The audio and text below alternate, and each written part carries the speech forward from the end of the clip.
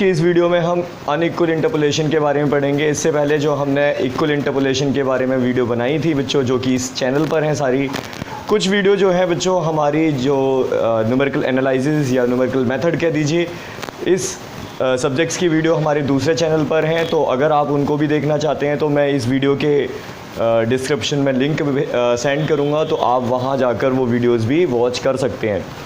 तो देखेंगे बच्चों, सबसे पहले जो अनइक्वल इंटरपोलेशन है उसकी पहचान कैसे होगी। और याद रखें, जब अनइक्वल इंटरपोलेशन है तभी आप अनइक्वल इंटरपोलेशन के लिए फॉर्मूले अप्लाई कर सकते। होने पर आप कैसे पता करेंगे कि ये एक अनइक्वल इंटरपोलेशन का क्वेश्चन है। तो देखें, जैसे कि यहाँ पे x की वैल्यू को देखें, पहले 5, 6, 9 और 10। तो अगर हम इन दोनों के बीच में डिफरेंस को देखें तो 1 का डिफरेंस है, और इन दोनों के बीच में डिफरेंस देखें तो 6 और 9 मतलब 3 का डिफरेंस है। इन दोनों के बीच में डिफरेंस देखें तो 2 का ही डिफरेंस है 9 और 11 के बीच। तो बच्चों यहाँ पे आपको जो वैल्यू फाइंड आउट करनी है वो x10 की वैल्यू को फाइंड आउट करना है। इसका मतलब इससे पहले इक्वल इंटरवल हुआ करते थे, बीच में गैप बराबर हुआ करता था x के बीच, लेकिन यहाँ पे गैप जो है वो कम या ज़्यादा है। और फिर उसके करस्पॉन्डिंग y की वैल्यूज़ आपको गिवन है बच्चों यहाँ पे। तो यहाँ पे आपको फॉर्मूला अप्लाई करना होगा f(x) = x, x-1, x(x-2) ... x-n upon, काफ़ी बड़ा फॉर्मूला है बच्चों। अब आपको बस यहाँ पे ये याद रखना है कि यहाँ पे जब आप, तो देखिए बच्चों, यहाँ पे x की जो वैल्यू है वो होगी 10, जिस पे आप इस वैल्यू को इवेल्यूएट करना चाहते हैं, उसी को आप यहाँ पे x कंसीडर करें। उसके बाद है बच्चों x0 फॉर्मूला, जो कि आप काफ़ी बड़ा देख पा रहे हैं, लेकिन फॉर्मूला काफ़ी आसान है। इसकी ट्रिक्स को समझेंगे फिर आप कहेंगे कि फॉर्मूला जो कि हम यूज़ करने वाले हैं काफ़ी ज़्यादा इजी है। तो देखें, सबसे पहले यहाँ पे बच्चों आप इनको लिख लीजिए। जब सॉल्यूशन करेंगे तो सबसे पहला काम होगा हमारा कि हम यहाँ पे जो x और y की जो वैल्यूज़ हैं उनको नोट डाउन करें। जिस फंक्शन की वैल्यू को आप निकालना चाहते हैं आप उसको x कंसीडर करेंगे। x की वैल्यू 10 है और x0 5, x1 जो है वो 6 लेंगे, x2 की वैल्यू को 9 लिखेंगे, x3 की वैल्यू को 11 लिखेंगे।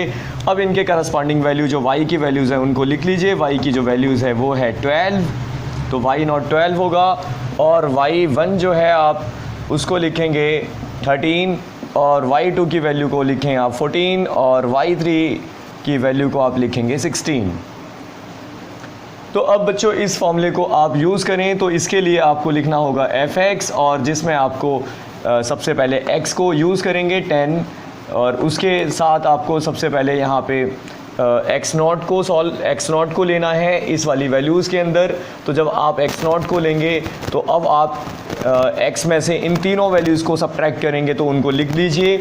तो सबसे पहले 10 - 6, और फिर इसके बाद 10 - 9 लिख लीजिए, और 10 - 11 लिख लीजिए।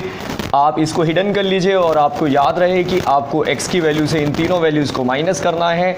वो तीनों वैल्यूज़ को आपने माइनस किया। अब इसके बाद आप x0 मतलब जो आप यहाँ पे 5 ले रहे हैं, अब ये जो 5 है इससे आप जो आपकी ये तीनों वैल्यूज़ हैं इनको माइनस कर लीजिए। तो काफ़ी आसान फॉर्मूला है। इसका मतलब आप जिसे हिडन करेंगे उसे x में से माइनस करना है, और उसके बाद फिर उसे उस वैल्यू से जिसको हिडन किया है उससे बाकी बची हुई वैल्यूज़ को माइनस करना है। तो जैसे कि 5 आपने हिडन किया था, तो 5 - 6 कर लीजिए।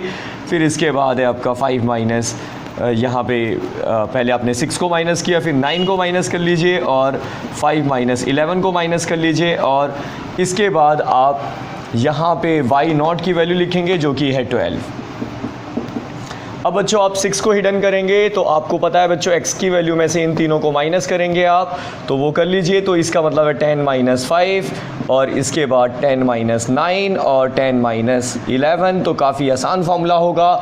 जिसको हिडन किया है उसमें से फिर इन तीनों वैल्यूज़ को माइनस कर लीजिए, 6 - 5, और फिर इसके बाद क्योंकि आपने इसको हिडन किया है तो इसकी वैल्यू से माइनस करना है आपको, 6 - 5 और 6 - 9 और 6 - 11 होगा।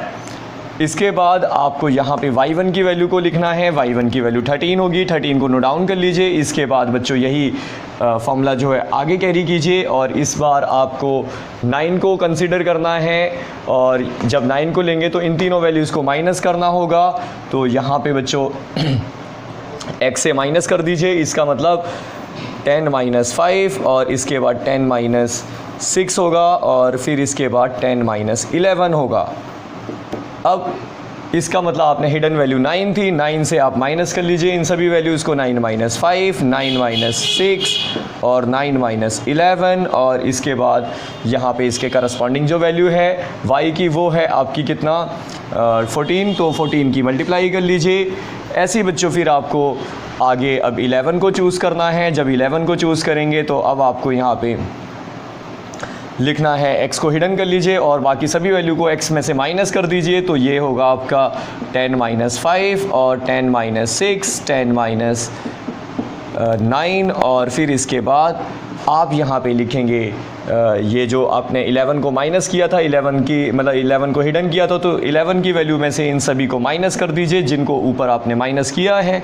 तो 11 माइनस 6, 11 माइनस 9, और इसके करस्पॉन्डिंग जो y की वैल्यू है वो है y3, और उसको आप मल्टीप्लाई में लिखेंगे यहाँ पे। अब इनको बच्चों आपको सॉल्व करना होगा, तो इनको माइनस कर लीजिए और फिर इनको जब सिंप्लीफाई करेंगे तो देखते हैं कितना रिजल्ट आता है। सिंप्लीफाई करेंगे 10 में से 6 को माइनस कीजिए, 4 आएगा, यहाँ 1 आएगा, यहाँ पे माइनस 1 आएगा। ऐसे डिनोमीटर में यहाँ पे 5 में से 6 माइनस करेंगे, माइनस 1 आएगा, और ये माइनस 4 आएगा, फिर यहाँ पे माइनस 6 आ जाना है इंटू 12। ऐसे ही आपने बची हुई टर्म्स को भी माइनस किया है, तो ये रिज़ल्ट है आपके पास। आप इसे सॉल्व कीजिए और देखिए क्या आपका यही रिज़ल्ट आएगा। इसके बाद अब आप इसे जब सिंप्लीफाई करेंगे तो 2 माइनस 4.33, और ये जो थर्ड टर्म है वो आपको 11.67 देगी, और फोर्थ टर्म जो है आपको 5.33 रिजल्ट देगी। अब आप इसे सिंप्लीफाई कर लीजिए तो ये 16.47 जो आपके पास में सॉल्यूशन होगा, यही आपका आंसर होगा।